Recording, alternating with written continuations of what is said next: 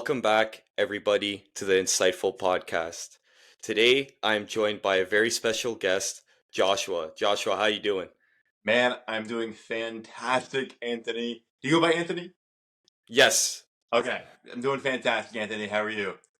good, man, good. I'm excited for this one.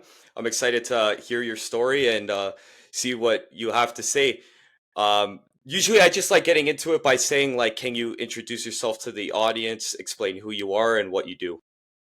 Yeah, absolutely. As of lately, I've been doing a lot more social media, putting myself out there as far as the letting people know ways to better themselves. Mostly the physical part, looks, appearance, body, physique, so on and so forth. Just because I think it's the perfect gateway drug into overall self improvement.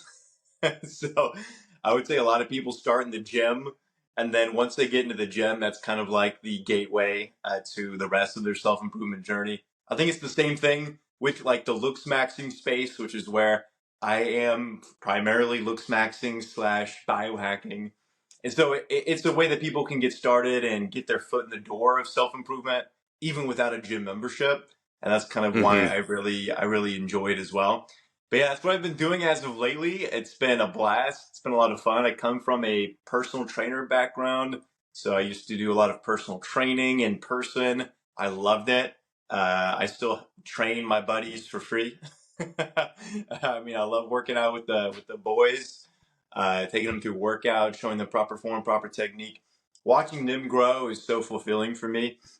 Grow both as a person, but then also, the size of their biceps. It's also fulfilling as well. So, Yeah, it's also very important. oh yeah, absolutely. There's a direct correlation to happiness and the size of your biceps, is what I've discovered. Um, but yeah, I would say coming from that background, learning a lot of the what nots to do, and learning a lot more of the to dos. Turns out there's a lot more ways to get it wrong than to get it right. So I was had to figure out a lot of those, just to not only just in the beginning selfish reasons, right? I want to look good, I want to feel good, but then also being able Hmm. to share with other people. It's been a blast. It's been a lot of fun, and it kind of brings us to current day. Awesome. So I guess my next question would be like, when did you discover like biohacking and looks maxing, and how quick did you like start implementing it into your own life? Great questions. I would say the looks maxing, I saw it on Instagram, it started to pop up. And I clicked on one video, and then all of a sudden, my entire feed is just nothing but, young guys, young, attractive guys. And I'm like, oh, open my feed, and you just scroll. I'm like, this kind of looks a little sus. So this is my, For you page, but, it is what it is. But the amount of time it took me to start implementing these things was like immediate. I was like, I had nothing to lose, right? I'm just going to start doing these probably within the privacy of my own home, because a lot of these methods, a lot of these techniques, they're a little bit embarrassing to do out in public.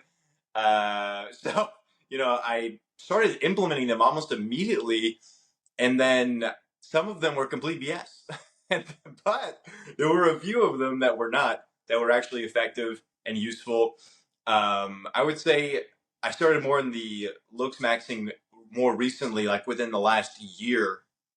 The biohacking was a little bit sooner.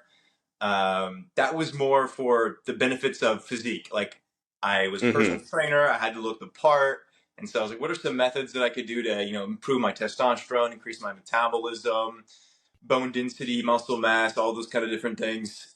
And that's kind of where I got into the biohacking, and then I started to see kind of like take a step back and see where it all kind of interweaves into each other, into this tapestry of self-obsession. No, I'm just kidding. But kind of like this, what ties into what, it's like, okay, well, maybe to be healthy is to look good, and to, you know, be able to put on muscle mass is just a byproduct of having well-balanced hormones and taking care of your body and working out and training properly. So trying to find that happy medium between everything kind of became a priority for me. And hopefully I've been able to put everything together in such a fashion that anybody could get started regardless of whether or not you have a gym membership, whether or not you've never been in the gym. Uh, Regardless, you're able to kind of take actionable steps. So to get into that part, yeah, absolutely. I've always been the kind of person to take action immediately towards anything. My parents would tell you I learned to run before I learned how to walk. And that's gotten me into some trouble, sure, but it's also helped me being able to learn things so much faster, just running headfirst into everything. Which, yeah, you lose more than you win, but really a loss is really just a lesson of, hey, don't do that again or do it differently next time. For sure. And I think that's where you're kind of different from other people because maybe there's someone watching right now that might consume a lot of content and it's helpful content, educational, but they never actually start like practicing it right away. And you're like learning it and then applying it was like instant. And that's why Oh, you yeah. were probably able to make progress much quicker than the average person. No, 100%. I've actually had people message me and DM me, does this work? Does this work? Does this work? And in the meantime, I'm getting DMs from people that said, "Hey, I started doing the things I saw you posting on Instagram, and here's my before and after 1 or 2 weeks." And it's like Mm, a drastic change. And so, yeah, some people just get caught up in this analysis paralysis. They're like, "Does this work?" They have all this doubt, all this fear, and then yeah, they could have at least tried it and figured out it didn't work if it doesn't yeah. in the amount of time that they put it off, right? So yeah, there's so much to unpack there, but it's definitely been a philosophy of mine. I think I was lucky in the sense that I was kind of born with that intuition of just doing stuff, or maybe it's a lack of intuition. I don't know, one of the two. But I would definitely say it's something I've been blessed with.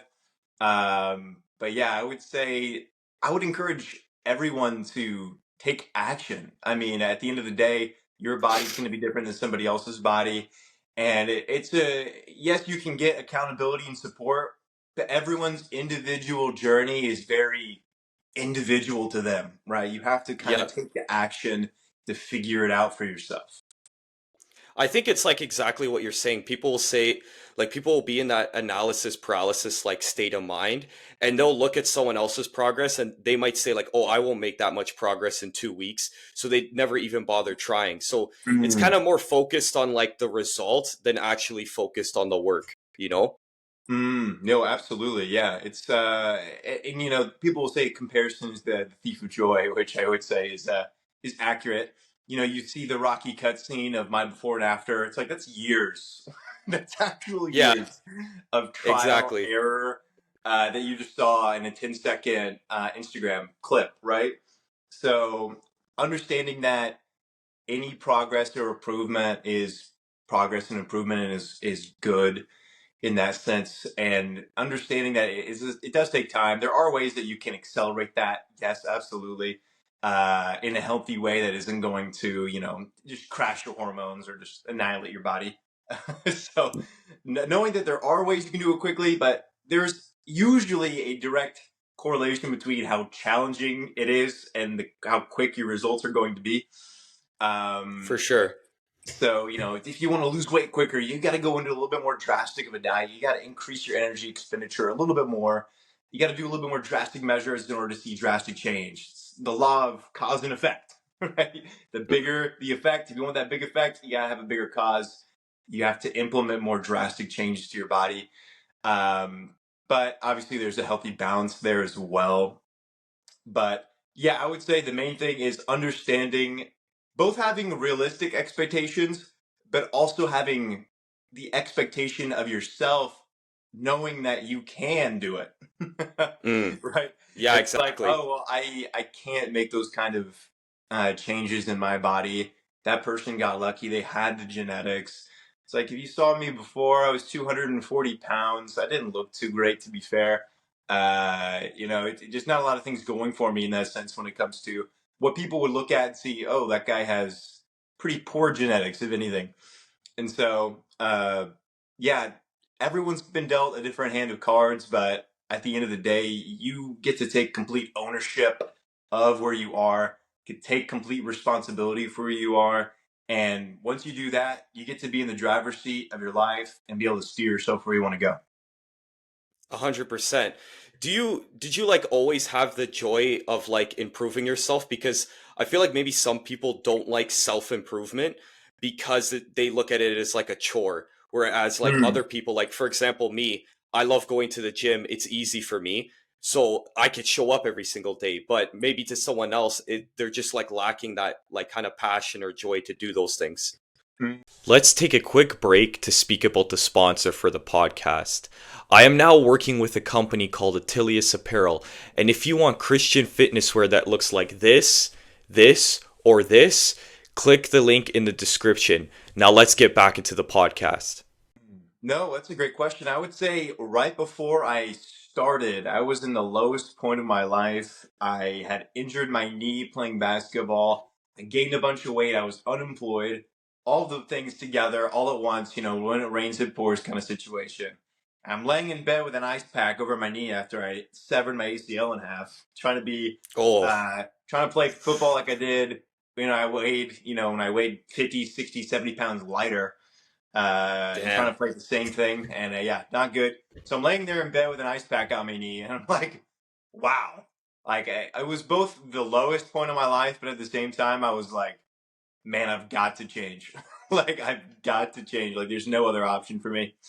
And I think I just got really comfortable, uh, and I started like pursuing more I guess you could say hedonistic traits, right? Trying to self pleasure, trying to find things that were like the good food, searching for pleasurable feelings, and just seeking those things out. And it ended up putting me in like the worst point of my life. So I thankfully was athletic in high school. I played football.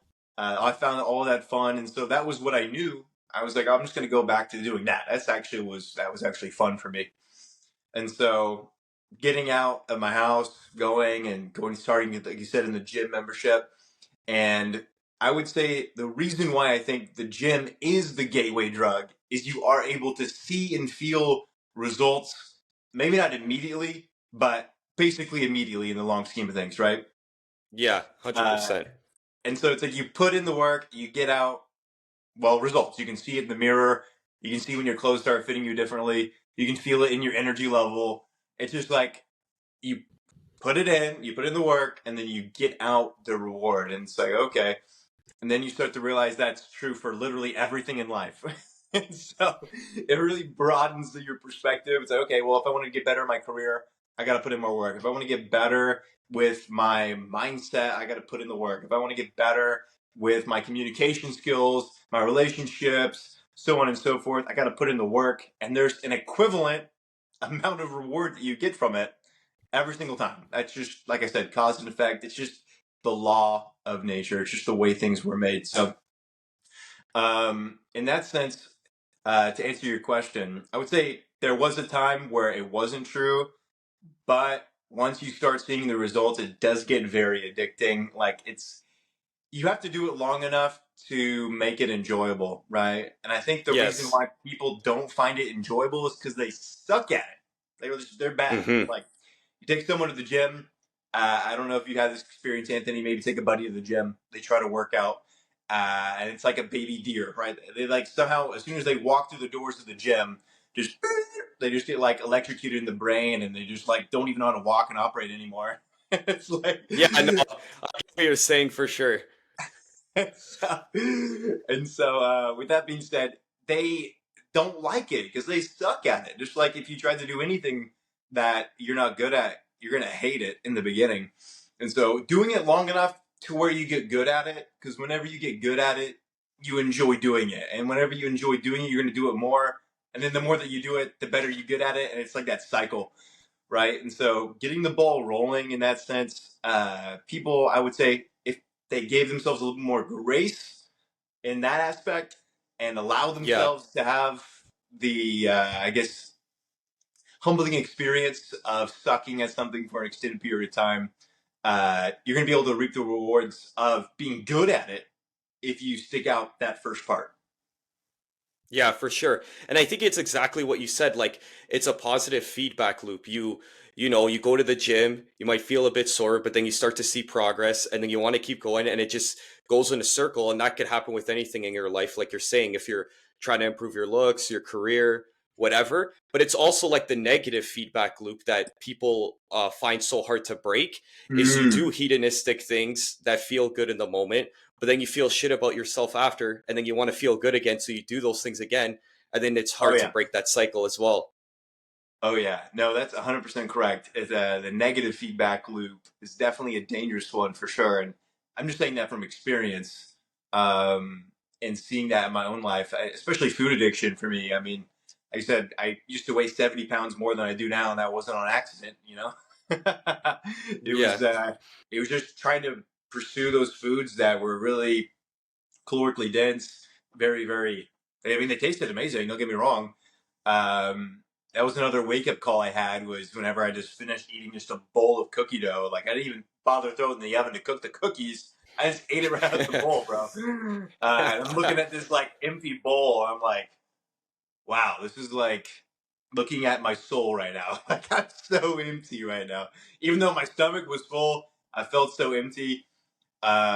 And so, yeah, I think a lot of it, you do get the decision of do I want the reward now Hmm. and the pain later, or do I want the pain now and the reward later? And I know that's a very simplistic way of saying a more, deeper, profound truth of life, but I would say that is the key to a lot of success, especially in longer time horizons. Yeah, exactly. It's just like holding back from feeling good right now and making sure like oh, I just need to focus on feeling good in the future. And it's like we said, it's in every like aspect of life. Oh yeah, absolutely. Every single aspect. And I think once that's like the first step is realizing I'm putting off the dessert because I want to have a six pack in summer, right? And Hmm. so Yeah. it's like cookie now, six pack later, cookie now, six pack later. But then eventually you get the six pack, right? And then it's like, man, like the cookies don't even have the appeal that maybe they did before. Yes. And Yeah. so I think there's definitely levels to it.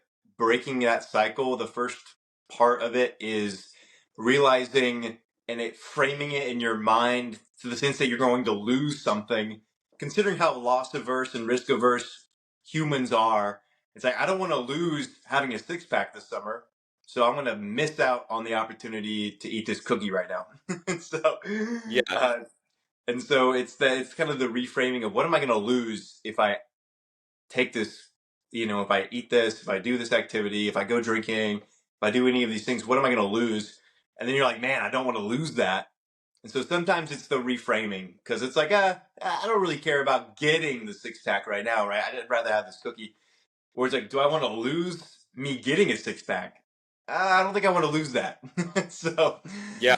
which is why another reason it's easier, in my opinion, to say no to that stuff once you already have it. Because once you already have it, you don't want to lose it. And so, if you can come at things with that mental framework right now, which I think does come with a little bit of faith that you will achieve it, right? Yes. Um, that makes things a lot easier as far as making those decisions on a daily basis. Yeah, and it's exactly what you're saying. It's also, I think, understanding from the beginning that to gain one thing, you need to sacrifice another. Like, I don't know if you've ever watched Full Metal Alchemist Brotherhood. What? And I'm getting chills, bro. It's literally my favorite anime. is it? Okay, Oh yeah. awesome. So you understand like the when they speak about the law of equivalent exchange and like that's Hmm. so transferable to every single thing in life. It's like maybe you want to grow your business and that's going to take more hours of work. You're going to have to sacrifice some sleep, you know? So like Hmm. everything Right. comes with a sacrifice. Oh, 100%. I mean, and there's a lot of things to unpack there, but yeah, the everything does come at a sacrifice. So, or you have to sacrifice something. And with that being said, it's like, what am I sacrificing right now that I don't even know that I'm sacrificing? you Mm, know, you yeah. start to kind of like take mental notes. It's like, man, what are the activities that I'm doing? Because a lot of people will say, "Oh, I'm not a committed person," and I hate when people say that. Like, especially whenever I was a personal trainer, I'd try to get someone to come in and buy some personal training, and then they'd be like, "Oh, well, I would, but what if I didn't follow through with my training, or if I didn't show up? What if I'm not committed? Then it would be a waste of money and a waste of time for you, for me to be doing this." So maybe they label themselves as not being committed. I'm like, you're actually right now committing to not doing it. like, Yeah. people don't understand that literally every decision that you make is just the physical manifestation of commitments that you've made with yourself, right? So if you eat the cookie, you're committing to eating the cookie. Like that's a commitment. Like you're sacrificing something for that, right? And so every single action is both in a sacrifice and a commitment at the same time. And so that's true for actions. And I also do believe that's true for thoughts as well, which is why I think it's Yeah, so important for people to guard their mind and the thoughts that they have, especially the negative feedback loops are really easy to into, and they all start in your mind, right? You know, so I would say understanding that every single choice is a sacrifice. You're sacrificing something no matter what decision you make. And you're also committing to something regardless. So if it's not something that you want to commit to doing, then it's probably not a good idea to make that decision at all to begin with. exactly. Yeah, I think like self-reflection is so important to like grow as an individual. Would you say that you're a very like self-reflective person? Yeah, I would say for sure. I think a part of that benefit is just I love I would say I'm not naturally a very self-reflective person. I would say that. Like I could go throughout my entire day and look back and someone would be like, "Oh man, you said this thing," and someone found it to be offensive, and it would have went right over my head. Like I wouldn't have even thought about it. So it is good for me to have people in my life that can kind of point things out, even though at the time it sucks because I don't want to hear that I'm sucking at something. But at the same time, it is good to hear like, "Yo, bro, like you could improve this, you could improve in that." Um, but also, I would say reading any sort of books that are about self improvement. Reading for me, like some books I've been reading recently. Think and Grow Rich by Napoleon Hill is a great example. Part of it is encouraging you to do the self reflection and giving you prompts and different kind of ways you can put yourself up against kind of like a hierarchy of where you're at. It's like, well, if you're here, then you probably would already be there. So you want to be realistic with yourself. You're probably here, but you can get to there. So there's Yes. like Yeah. all of these different things. And so it helps me encourage me to become more self reflective whenever I'm ingesting that kind of content and then being actionable on that, right? And then I'm able to get that immediate feedback, like you were saying. And I would say if you're perceptive enough, I would say I'm very perceptive in the moment to where, there are situations to where maybe I don't necessarily need to be super reflective just because I was very Yeah. perceptive about what was happening. Because I would say if you're perceptive enough, you're going to be able to immediately tell whether or not something's the right thing to do or not. Mm. You do the thing, and then it's like, did I get negative or positive feedback? Obviously, it's not going to be 100% every single time for everything. But if you're really perceptive, you do something, it's like, okay, maybe having that kind of conversation with that person was not a good idea at that moment, or vice versa. Man, I really wish I would have had that conversation earlier. Um, I would say you can be self reflective in the moment just by continually trying to learn every single day and make that a priority, the self betterment, the self improvement, and make that part of who you are, like you're just part of your identity, right?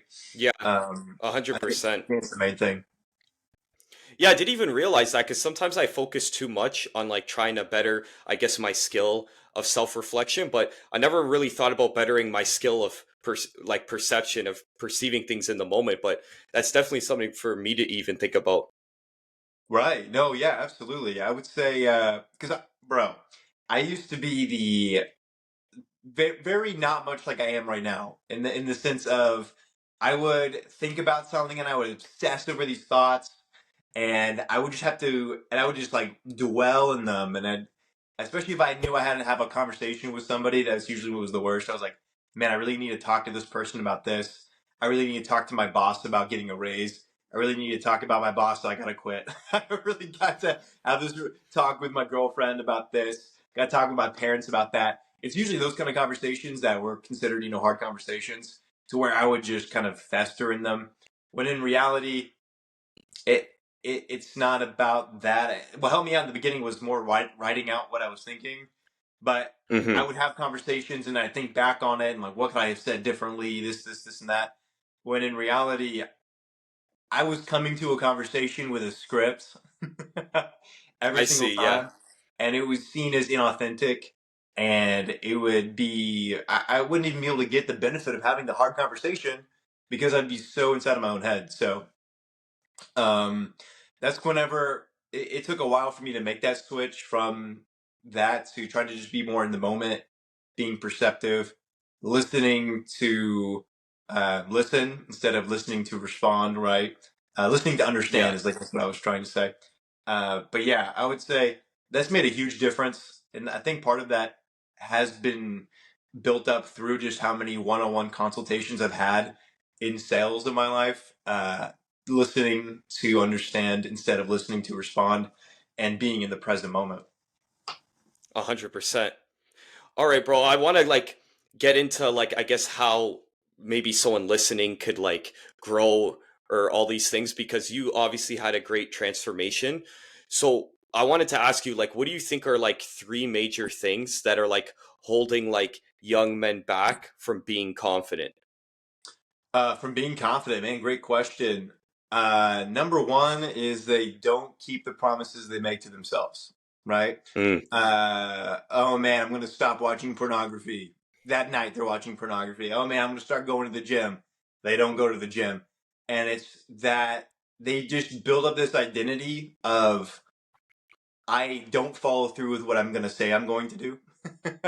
And so they yeah. can't even trust themselves.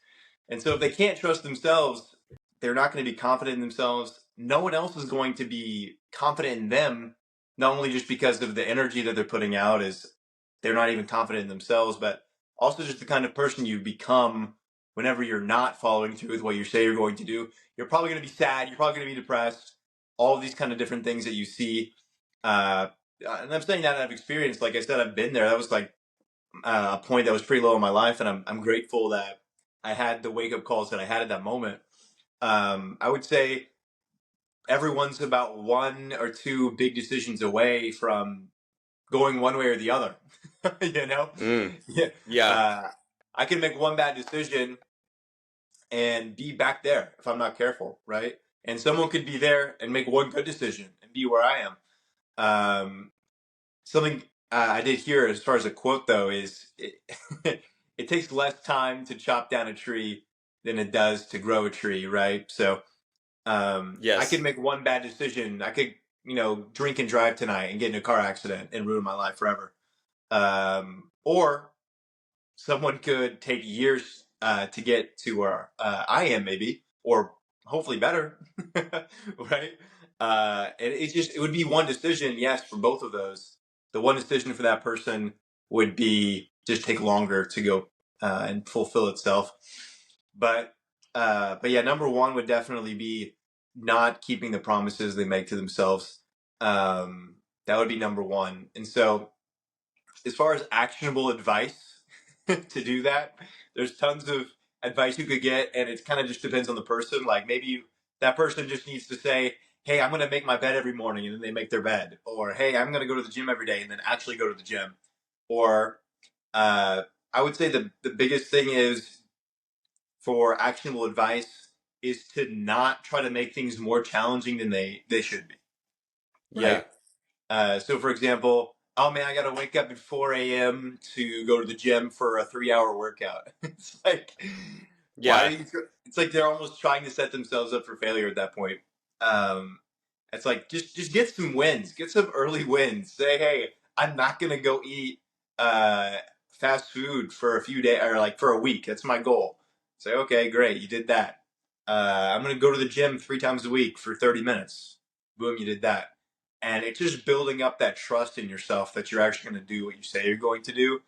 Um, because it is kind of like sexy. It's like romanticized to do the wake up at 4 a.m. David Goggins style, go run 17 marathons before everyone wakes up kind of a deal.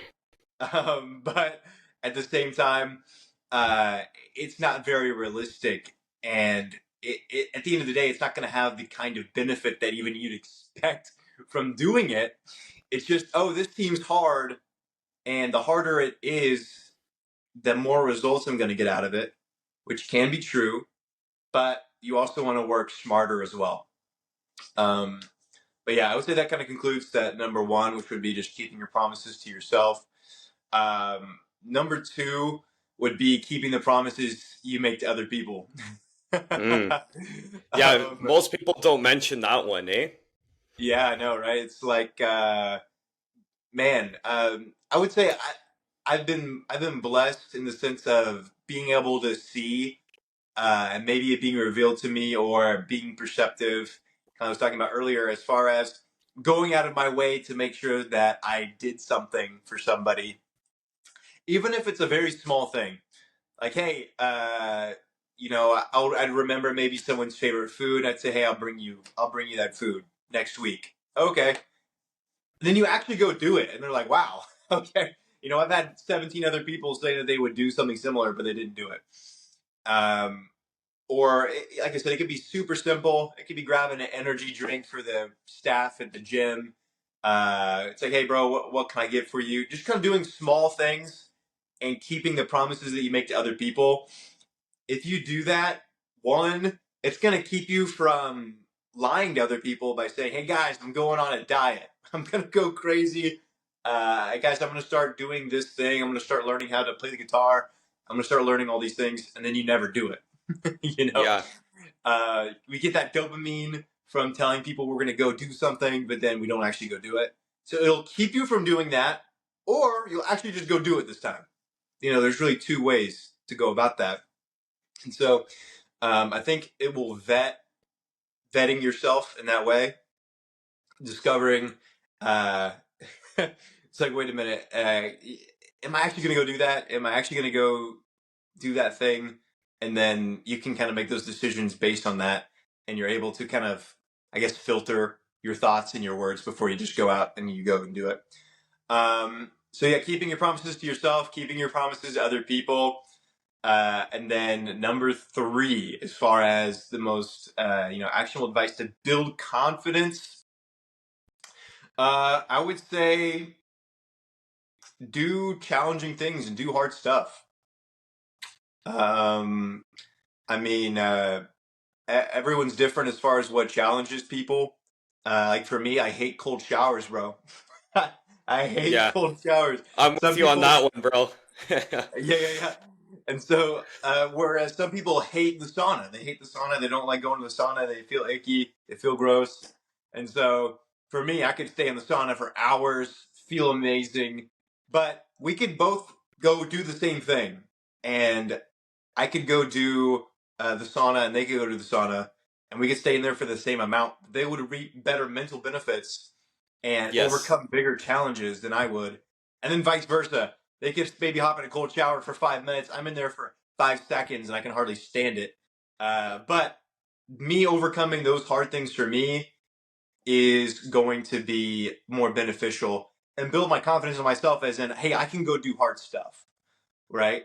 And I think the physical is, like I said, such a great outlet and such a gateway into the rest of it, because it's like, oh man, I went and just did a cold shower for a minute. Like, it sucked. It was the longest minute in my entire life, but I did it. I did some hard things. Um, that conversation with my boss doesn't seem like it's that challenging anymore, right? That conversation you need to have with this person, those numbers I got to hit for, my quota don't seem so hard anymore. Making 100 cold calls doesn't seem too hard anymore. Like, whatever that is, and it's unique to everyone. But as far as the things that that are challenging for you and that are hard for you, maybe you hate leg day. You got to go really hard on leg day, even harder than maybe other days. But yeah, finding out what those things that are hard to do and then doing them, and being okay with it being hard and doing the hard things. I did jujitsu for a short period of time, looking to get back into it. Had to stop because I was doing a little bit of traveling. But the biggest thing I learned from that is learning to be comfortable being uncomfortable, right? You got some huge guy on top of you trying to choke you out. You got to learn how to be chill. You got to learn to be comfortable in that sense and not exhaust yourself, not exhaust your energy. and it was hard things, right? And so, um, yeah, definitely learning to be comfortable in those uncomfortable situations. And yes, those uncomfortable situations will become more comfortable. Like, for example, I do a cold shower every single day for an hour, or not an hour, that'd be extreme. Let's say I do a 2 minute cold shower on the daily. After even a week, that 2 minutes is going to seem easier than in the beginning. Yes. And so understanding that that's where that doesn't give you permission necessarily to do easier things now. It's just that you got to do harder things now. Just Yeah. like in the gym, right? Okay, that's easy. That weight's easy. Time to up the weight. Time to up the reps. Time to up the range of motion. Time and attention, whatever it is, to make it more challenging, right? And so, yeah, I guess that would probably conclude the three things. Keep your promises to yourself, keep your promises to other people, and then do things that you know are hard for you to do. Not things that are hard for other people, but things that are actually hard for you. Yeah, exactly. And I really like what you said about the last one because people sometimes get too like hyper fixated on the action, like, oh, what are the physical benefits of cold showers? Like, why would I do it? It's not worth it or whatever. But it's exactly like what you're saying. If reading 10 pages of a book is really difficult for you, you doing that is going to build your confidence.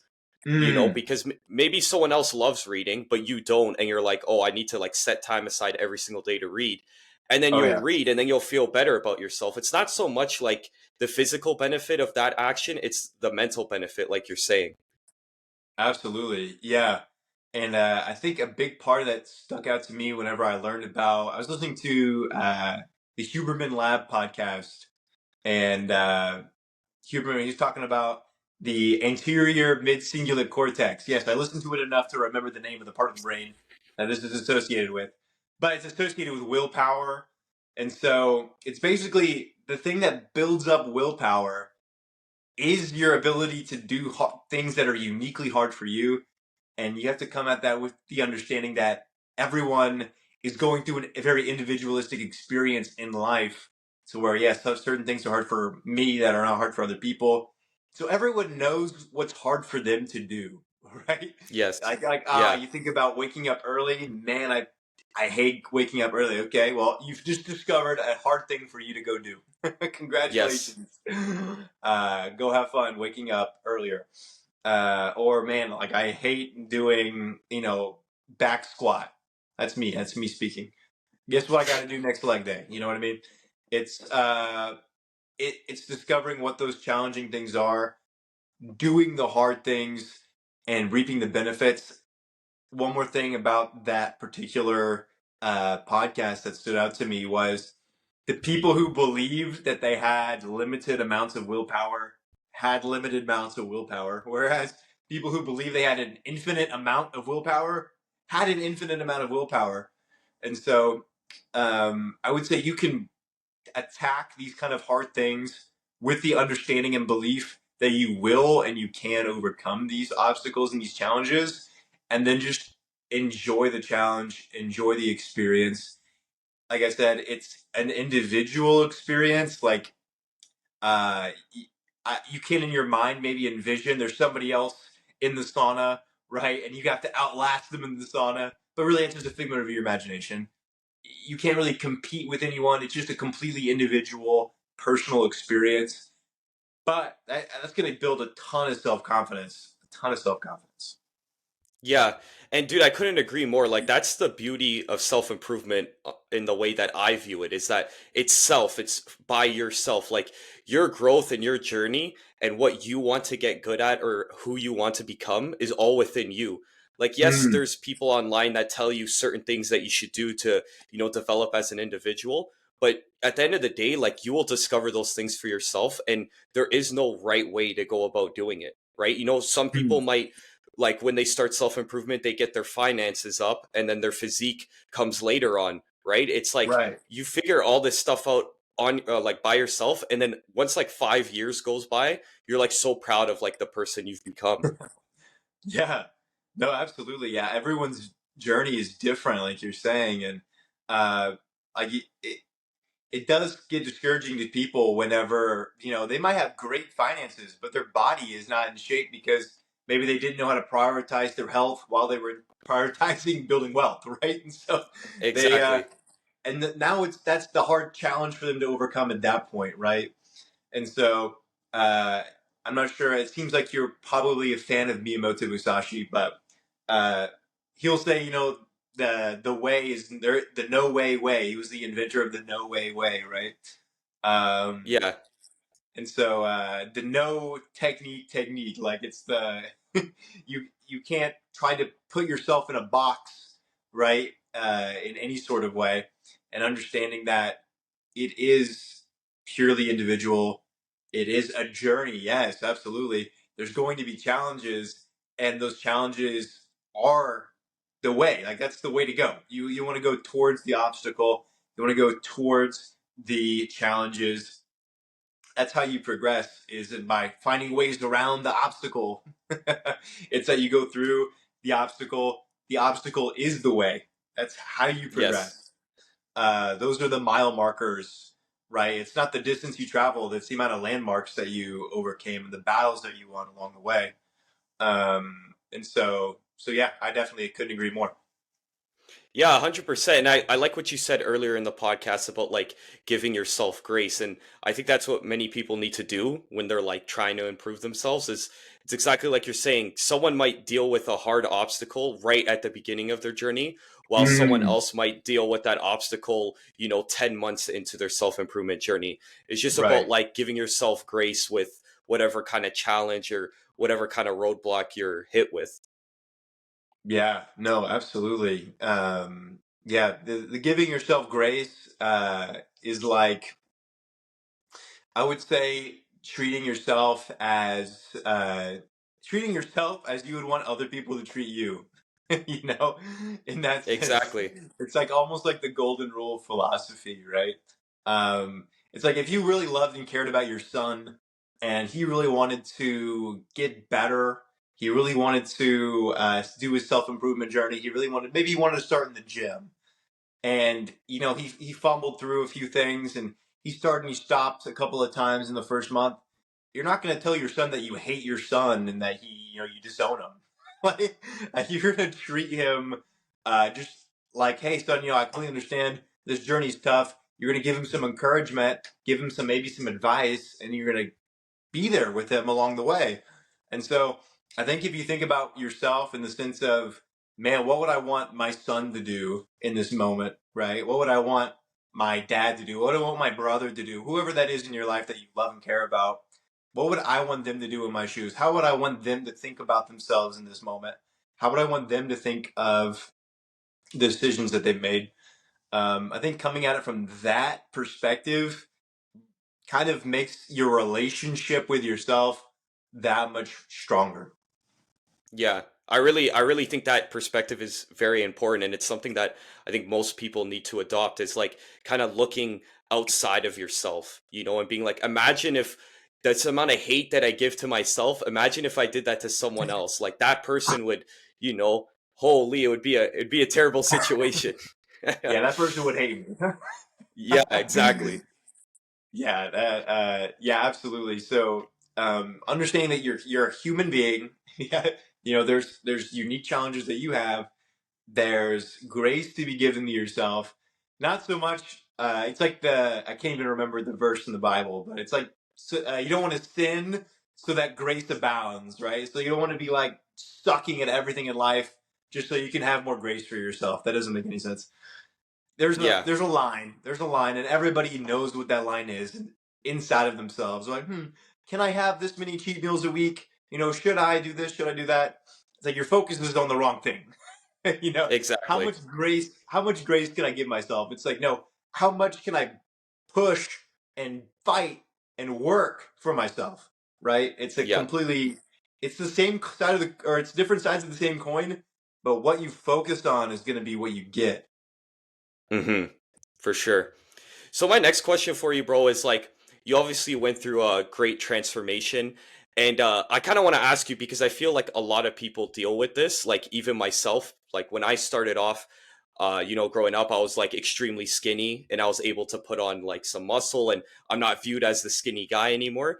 But like, Yeah. how were you like treated differently like before your transformation to like who you are now?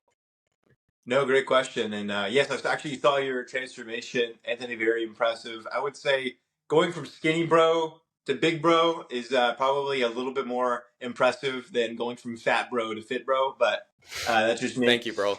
Yeah, absolutely. So as far as how differently I got treated, it's a 9 day difference. I mean, it's a 9 day difference. The you get go from being ignored to being looked at. It's like it's such a different feeling, such a different sensation, and like I said, or maybe I haven't said it, but that really wasn't my intention. Really, it was just more of an observation I made throughout my journey. Was like, wow, this is kind of strange. Like, why are people treating me so much different? You go from being invisible, like I said, to being very visible, and you almost stand out in a way. And Yeah. so that that alone is a night and day difference. There was a study done where it comes to how men and women react to the opposite gender whenever they are deemed as unattractive. So for guys, you see an unattractive woman, you might get the feeling of annoyance, right? That's kind of that what the study concluded. But for women, they look at a guy that is unattractive, they don't even it doesn't even register, like they just completely ignore, like absolutely as if they don't exist. So I don't know which one's worse, being ignored or being annoyed by them. But you once you cross that threshold from unattractive to traditionally attractive, it is crazy. You get like let's just say just women now look at you and think that you're more attractive. That's double the population already. Just you go from zero to several thousand people, at least in depending on where you live in the population, and then you go from the bros who see you in the gym, you're putting on the size, and they're giving you compliments and stuff like that, and they're starting to look up to you. They're starting to ask you for advice, and it's like you go from it's like wow, just a few years ago I was asking the same questions. Like a few years ago, I had no clue how to answer these questions, and now I've been through the experiences.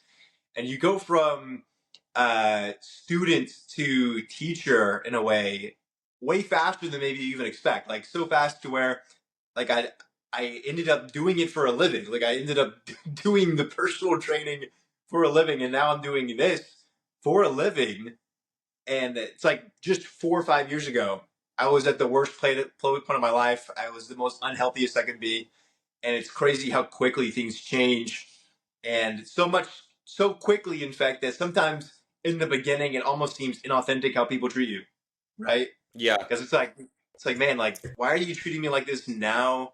I didn't get treated like this before. Like what's different? And then understanding human nature is very superficial, right? And so Yeah. in the beginning, I would say I was very, black pilled about it. I was like, man, like, this is just the way it is. Humans suck. I can't believe humans are so superficial. But I'm like, wait a minute. I've been treating everyone else the exact same way my entire life, and still do on a subconscious level, or who knows, maybe even a conscious level at times. And so you can either, be upset about human nature, or you can just understand that that's the way it is, and then do the things necessary in order to put yourself in the best position possible based on it. Yeah, exactly. And that's why like, some people will look at like in my opinion, like seeing you and seeing how you're helping people like transform themselves like with their looks and the gym and fitness. I like respect that a lot. And some people may look at it and be like, "Oh, it's just like this is a looks maxing guy." And they put it like something like very like face value to it. But that's the thing I respect is that you were at one point in your life where you felt lost, and now you're helping other people that feel lost find the path and find a solution to like see their way out of it. Because it's like you're saying, Mm. these sort of like superficial things exist, and we can't do anything to change the world in that aspect, Right. but we could change ourselves. And through changing ourselves, we're able to make our experience of the world better. Oh, absolutely. Yeah. I would say, life does get a little bit better once you're fit and you feel better, just because you're projecting that onto the world from how you feel about yourself, right? Yeah, You're maybe able to see a little bit more beauty in the world. You're able to appreciate other people's hard work a lot more whenever you put in the hard work, just because you get a broader understanding in general about the world and how things work. You start to have a deeper appreciation for that. And then, yeah, I mean, that kind of became my goal in life, really, is to just help as many people uh, build themselves up and better themselves physically, mentally, and spiritually, just because I know what it's like to be in that situation and then not know what to do, like feel the mm-hmm, loss.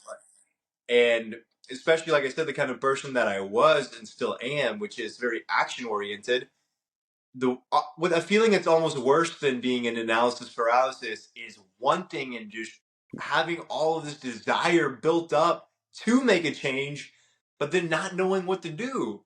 Like exactly. that is such a claustrophobic feeling and emotion, and I absolutely hate that feeling. Just because it's like, man, even if this thing is super, super hard to do, like I'm willing to do it. I just need to know what this thing is. Like, somebody tell me, please. And so, those are the kind of people that I am really drawn to. The people who are super motivated, they've overcome the analysis paralysis already, and they're ready to go. They just don't know where to start. And they don't know what's going to be actually moving the needle or what's just fluff, right? Um, and so, getting to help people in the same situation that I was in, that is super fulfilling for sure. And maybe it is maybe it is selfish because maybe I am projecting a little bit as far as trying to like help my previous self. Who knows what that? Who knows the psychoanalytics of that? But at the end of the day, that's what I find the most fulfilling is being able to see these people grow, see these people be shown the right direction. Obviously, I'm still learning, both for myself and then also so I can better help and teach other people. Um, but yeah, just seeing them see the progress and see the differences that people start treating them differently. It's a beautiful thing, man. I love to see it. Yeah, for sure. And I think you hit the nail on the head with that one because there was a point in my life where like I've always like looked at myself as someone that like works hard, but then there was a point in my life where I just didn't know what to work like hard on. And that is like the Exactly. worst. That is the worst feeling, bro. And no one talks about that enough. It's like I know Mm. there's plenty of people that exist like that are hard workers, they're driven, they want to make a change, and they're just unaware of it. So that's when like people like you, for example, that are showing them that path, it's you're helping out a lot of people. Yeah, that's the goal. I mean, I'm looking to, yeah, absolutely continue to help people in that way.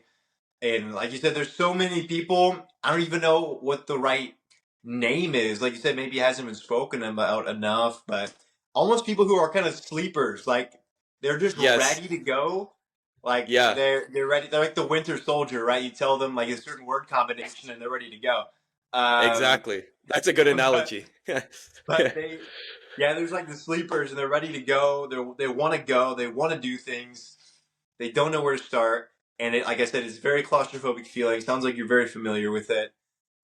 There's so many people out there that are looking for that, and I think they're looking for someone to just one have the same belief in them as they do in themselves.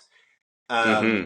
And the reason I say that is because a lot of people talk about having the imposter syndrome, right? Like, oh man, maybe someone like rose to fame really quickly, and they're like, oh man, I have this imposter syndrome. I would say the sleepers, if that's what we want to call them, they have the opposite. They're living a normal life. They're going through the motions. They know they're here on this planet for more. They believe it in their heart, but they don't know how to change it. And so they're living every single life with that, or every single day of their life with that imposter syndrome. Like, I don't belong here. And it's such an Yeah. icky, like I said, claustrophobic feeling. And so what I love to do is just speak into those people's lives and be like, yo, you're here, you have a bigger purpose. Yes, every single thing that you feel right now is true, about yourself. You are here to do great things. This is how you do it. What are you trying to accomplish? Just make it happen. And then you just point them in the right direction, and then they're ready to go. They're ready to go at Yeah. that point. And so getting to speak into people's lives in that way and let them know that they can and they will accomplish the things that they know that they will and can accomplish is so rewarding for them and so fulfilling for them, because everyone around them in their life has been telling them that they're maybe crazy. They there's people who are successful, and then there's you. You got to be over here. Okay, you got to stay here with us. You belong here with us. There's the celebrities. There's these people over here. There's the wealthy people over there. There's the people who are on social media. Those people are different than you. That's what they're told. Yeah. and Hmm. then and then you tell them, wait a minute, hey, yeah, that separation that you have in your mind is a limiting belief that was put onto you by other people. We both know that that's not what you truly believe. You truly believe you're here on this planet to do bigger, better things. Let's make it happen. Let's go. That is, I love seeing that their eyes kind of open up to that. It's like, wow, I'm so glad you said that, because I feel like I've been living a lie for who knows how many years. Yeah. And at a point, it's like they finally feel understood. You know what I mean? Because Mm. it's like you're saying, they've had all these outside sources telling them it's impossible or telling them that that's not for them. And then finally someone enters in their life and be like, no, you're right about all those things that you think about. You just need the proper guidance, right? Exactly. Exactly. And it's like I said, man, I literally get chills thinking about it, just because that is so that was so impactful for me. Um I would say the way that I've gotten that was from helping other people. And as far as that kind of uh fulfillment and that kind of understood is, I had to kind of prove it to myself, right? I didn't really have anyone in my life that said, hey, you can do this. I just had to kind of seek it out, whether it's through looking at people on social media. You might be in the same way where you're always comparing yourself with the top of the top. Like, I'm looking at people like Hmm. Alex Hermosi, for example, in the business sphere, even people like Elon Musk. I'm looking at people on social media that are big. I'm looking at Mr. Beast, like all these things. I'm like, after looking at it for so long, I'm like, this is where I belong. I belong to be over here with these people. you Yeah. know? And so in order for me to get there, right, like I said, I had to do the little wins. I had to help people along the way. I had to have an influence on other people, even if it started with in person, and I started to see the kind of impact I could have with people in person. And then it went out to social media, and I was continuing to grow. And so for me, it was less of a seeing someone and someone speaking to me and saying, hey, I understand you. And it's more of me having to come to that understanding within myself, and then looking down at the and around, not really down, but looking around at the evidence that's piling up, that's true, to the point to where I don't have an excuse to not believe in it, and I don't have an excuse to not put everything that I have into it to help as many people as I can. 100%. So since you've like made all this like great progress, my next question is, did the younger Joshua believe that you would be like who you are and where you are today? That's a great question.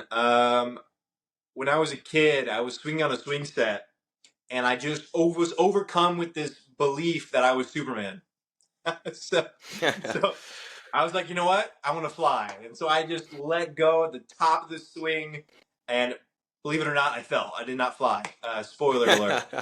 Um, but I think there was always something there that believed I was meant for something more than average, right? And I'd like to think that isn't pride. I'd like to think it's not that. Maybe it is. I don't know. But I've accepted it at this point. But I would say younger Josh, like really younger Josh, yes. Then as I grew older, those voices start coming in, those people start speaking to you, society starts kind of telling you things, and that's whenever those kind of thoughts kind of started to diminish. And it took a few things to happen in order for me to make that switch back to where I feel like I am today, where I'm kind of continuing to grow into. It's having that childlike faith, literally, in myself, in other people, in the world. I have to believe that somebody else can accomplish what I can accomplish and what I have accomplished. Because if I don't believe someone in my same position could accomplish what I accomplished, then it's really just a reflection of my belief in myself, right? Yeah, So, that's a good way to uh, look at it. uh, so I have to have faith, and I have to believe that everybody can make these changes, and have that childlike faith, just like I maybe had that childlike instinct and faith in myself, even to a fault, probably still to a fault, as a kid. So I think everyone, and I might be wrong here, but I'm going to guess that everyone, whenever they're a kid, I want to be a doctor, I want to be an astronaut, I want to be this thing, I want to be an actor, I want to be a YouTuber, I want to be a celebrity. I think everyone's born with that, like that thing that they want to be. They want to be something bigger and greater, whatever that is, right?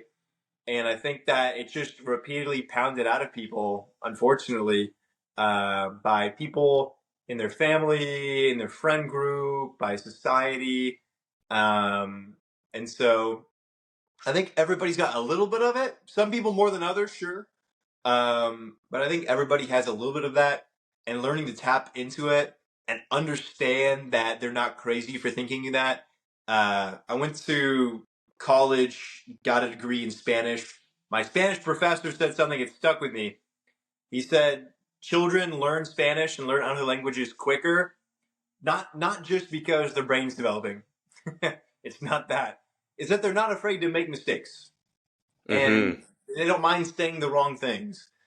They'll say the wrong things. They'll say it in the wrong verb conjugation, right? They're saying the wrong vocabulary. They don't care. They're just trying to communicate, and they're going to fail and fail and fail and fail. And they're not afraid to be wrong about what they're doing and what they're saying and how they're feeling. And I think that's true for people in every area. Is if you go through life as if you have that childlike desire to learn, and with that almost like almost an ignorance of fear, like just complete absence of fear of what other people think of you, the absence of fear of criticism, fear of judgment from others, fear of punishment from other people, and you are just able to just learn and learn and learn at a rapid pace and allow yourself to believe in yourself like you did whenever you were a kid. Wow. I mean, I think there's so much there, and there's so much already there. Like, imagine how many people that you knew that were like, I want to become an astronaut or an actor. It's like, or an NBA player. There are people who believe that and then they accomplish it. And then there's people who believe that and they don't accomplish it. And they're both Yeah, made out of the same genetics, made out of the same DNA. They're both human. One of them truly believed it and continued to believe it, and the other person got that belief knocked out of them throughout life. That's the only difference. exactly. And it's like kind of like a process of when is it going to get knocked out of you, because maybe the guy that was pursuing the NBA and he quit when he was 20 because he's already too old, he didn't get drafted, right? But then there's Right. another guy that got into the league at 25 and he was really good because he didn't quit when he was 20 and he didn't get drafted. He's like, I'm going to go undrafted, I'm going to get scouted by a team, and then I'm going to play and I'm going to prove myself, right? It's almost like you can Absolutely. never give up completely with what you Yeah. want. Yeah, absolutely. I firmly believe that true burning desire and a focused, pointed goal, let's call it a definite chief aim. So you have a definite chief aim, you have a definite goal, you have a burning desire to see the fulfillment of that goal, and you have it backed by action. There is nothing that you can't accomplish. Literally nothing. I believe that 100%. Yeah, I couldn't agree more, bro. 100%.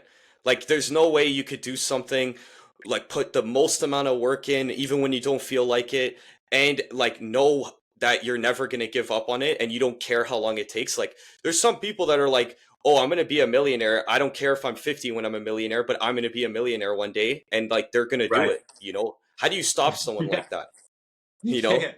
You cannot stop it with the perseverance. Perseverance is such a big deal.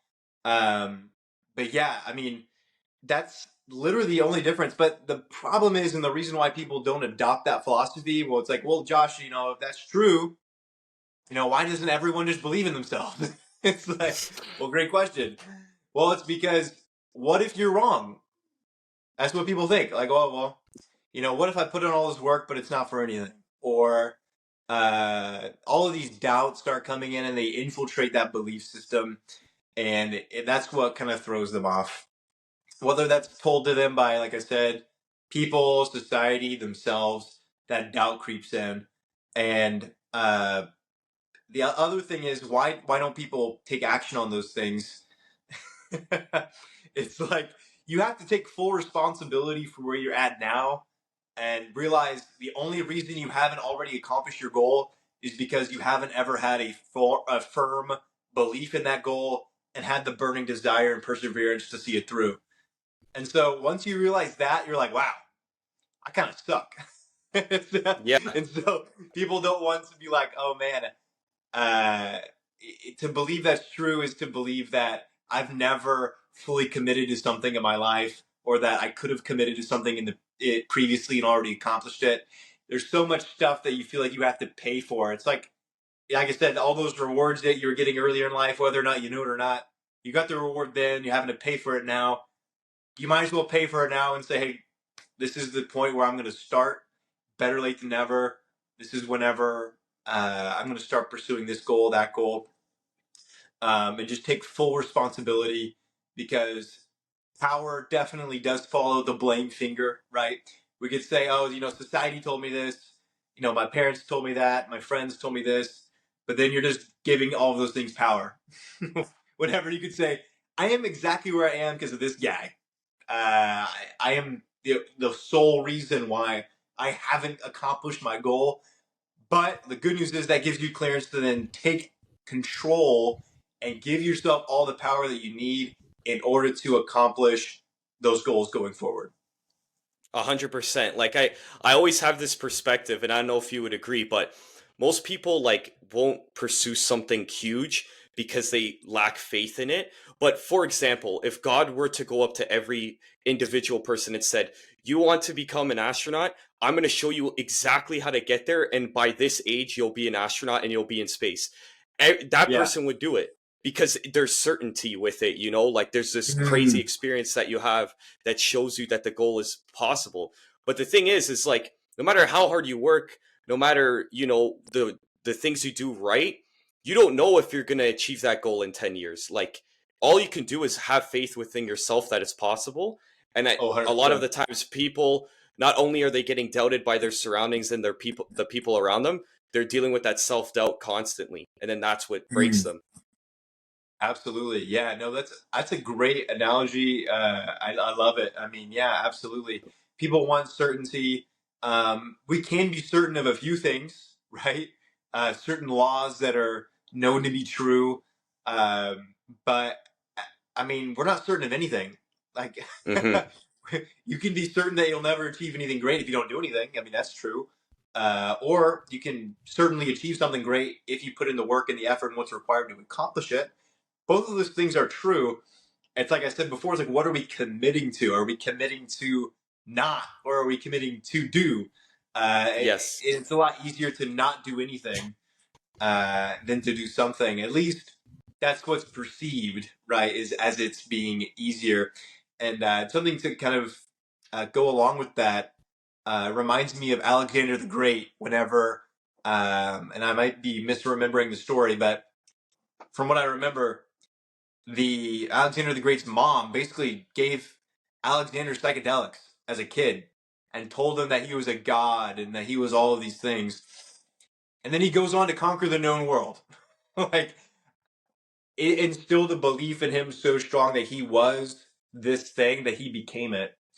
And it's just like, I don't know if you've read the book Atomic Habits, but there was some experiments done when it comes to people who did ice skating or figure skating, and he literally the parents orchestrated their entire life about turning them into the best figure skaters, and they put reward systems in, and they told them every day that they are figure skaters, they are figure skaters, they're skaters, and then they grew up to be like the best skaters of all time. It's like it's just the belief that's instilled inside of you, and I think there's so much that we miss out on in life just due to conditionings or belief systems that are not true. Mm-hmm. 100%. All right, Josh. I'm gonna close it out here because I think there's been a lot in this podcast, and I think a lot of people will take great value from it. But I have to ask you the question I ask every single person, and that Oh, is, Joshua, how do you want to be remembered? how do I want to be remembered? I want to be remembered as a strong and courageous leader. Strong and courageous leader. I would say if I had to pick what that was, I would say strong and courageous leader for the kingdom of God. That would be my answer. Awesome. And has this been something you've thought about? How I want to be remembered? In passing, I wouldn't say I've dwelt on it. Mm, I mean, I do think like, man, like we only got one life. It's like that's already a lot to unpack right there. Trying to make the most out of it. But as far as who I want to be remembered as, um, yeah, I would definitely say someone what they think of me and they think that guy was he was strong. He was a strong person. He was courageous. He did a lot of hard things in his life, and he did it all for a bigger purpose. amazing, bro. Awesome. This has been a great episode, man. I thank you for being on. You had a lot of great insights. So thank you, bro. Yeah, man. Likewise, it was a blast. Awesome. So if you could stay a little bit after we're done recording, but I'm going to close it out here. Thank you, Great. everybody, for tuning in. Remember to like, comment, and subscribe. Do you want to plug anything, Joshua? Joshua Allard on Instagram and YouTube. That's about it. Awesome. So thank you, everybody, for listening, and I'll catch you guys on the next episode.